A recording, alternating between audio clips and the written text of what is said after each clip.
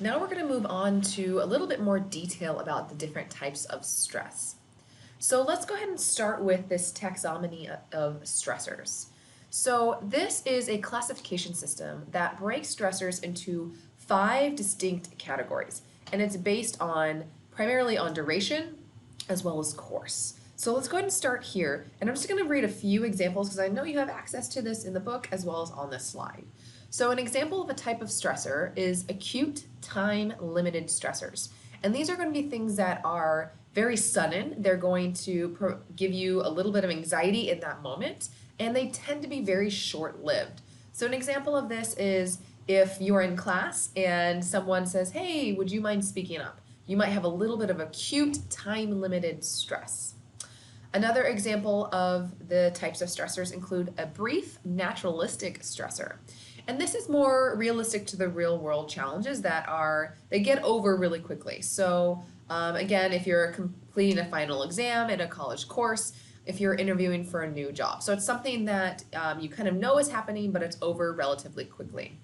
We also have stressful event sequences. We all know what those are, right? A focal event that produces a series of difficult long-term consequences that will subside at some point in the future.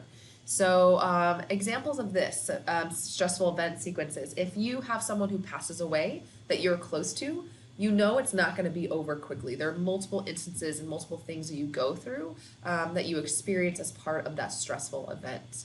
A chronic stressor is pervasive, and it usually is caused by things that happen in your life that don't really have a clear endpoint. So, for example, if you have someone in your family who's diagnosed with maybe a long-term illness like Alzheimer's disease, if you suffer any kind of permanent disability, these are great examples of chronic stressors that they aren't going to go away, right? There's no clear endpoint in sight.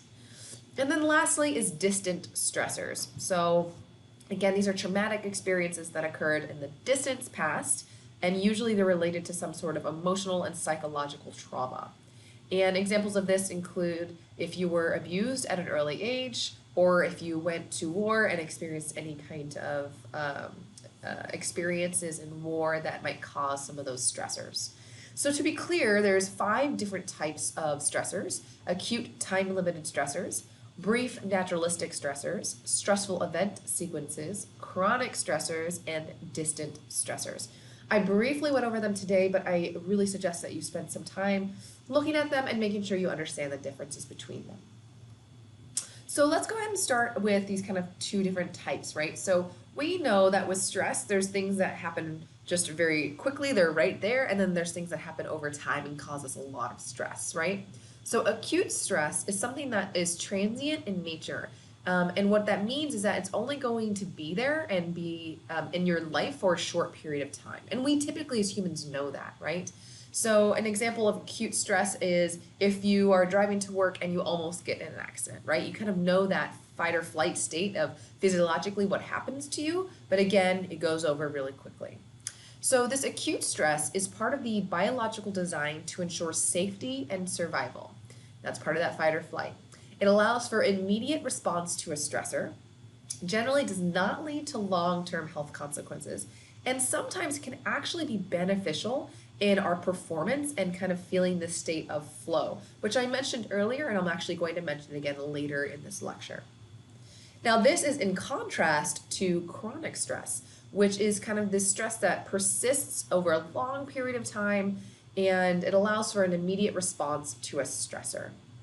Chronic stress is stress that's really been the most highly correlated with different disease states.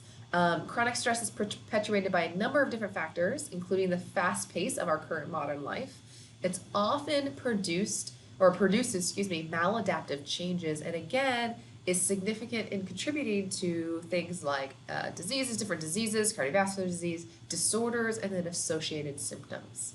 So chronic stress is the kind of stress that we're really trying to avoid. Now, there's also this term that your book mentions, which is this lifetime stress exposure, and I think that's an important thing.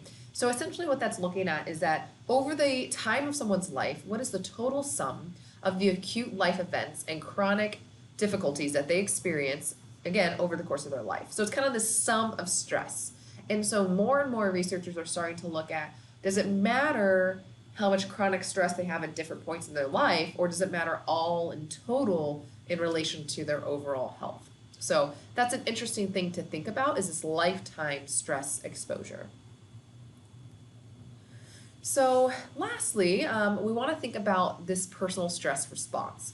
And so several factors may contribute to how we as humans kind of react to stress that's happening in our life. So an individual's evaluation of the balance between their perceived demands and perceived resources to cope with these stressors is believed to be kind of the basis for how we respond to stress. So not only what our demands are, right, but what are the resources we have to kind of deal with those demands. So the first thing is biological predisposition, right? Well, this is basically anything that's in our genetic makeup and our biological makeup that might influence how we respond to stress. The second is life experiences. So again, did you have an early experience with trauma? That might influence how you deal with stress for the rest of your life. Protective factors include things like social support and coping skills. Personality factors include things like personality factors are more of the psychological piece of it, and that is where for you and or your client, when they're thinking about stress, you're thinking about, okay, well, what is within their own personality that might buffer or on the other end intensify the impact of stress, and then how is that going to help with them when they're coping when this stress happens in the future. So again, there's kind of these four primary things that might contribute to how we respond to stress: biological predisposition, our life experiences, protective factors like our network around us, but then also our personality. So let's go ahead and pause here and do a quick learning recap. I want you to be able to list and describe the 5 different types of stressors according to that taxonomy of stressors. And then I also want you to be able to know the difference between acute and chronic stress, as well as what factors contribute to one's stress response. Let's go ahead and pause here, and I'll see you for the next lecture.